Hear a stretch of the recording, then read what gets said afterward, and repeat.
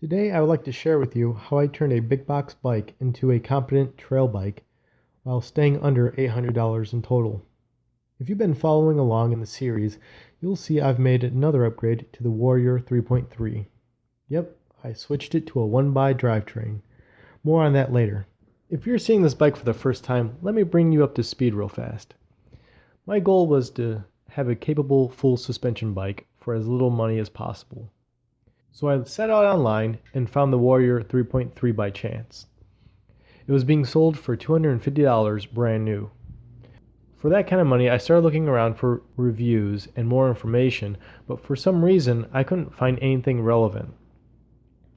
And to this day, it's still pretty obscure. It's made by Ironhorse, which is owned by Pacific Cycle, the very same company that owns Mongoose and Schwinn. And if you look closely, you'll see some similarities to the Mongoose XR Pro. But don't be fooled, I think this frame and linkage is a little more robust. For building a budget bike, the frame is the most important and often expensive part. I've replaced a lot on the bike, but let me show you what I've kept and ask yourself how much you would have to spend if you bought the parts separately. The frame, wheel set and tires, brake rotors, handlebar, grips, stem, and headset. As you can see, for $250, that's a lot of parts. Now for the list of what I swapped out.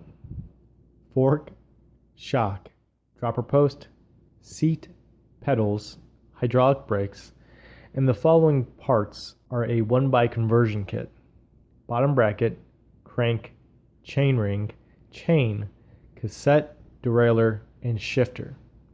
Some parts were evident right off the bat of needing to be changed, and others became apparent after some time on the bike. I did a 10-mile trail when I first got the bike, and again after all the upgrades. It could have been a year of riding experience, but the trail was more pleasant to ride. Now, I do want to talk briefly about the 1x conversion. I initially was reluctant to make the jump for a few reasons.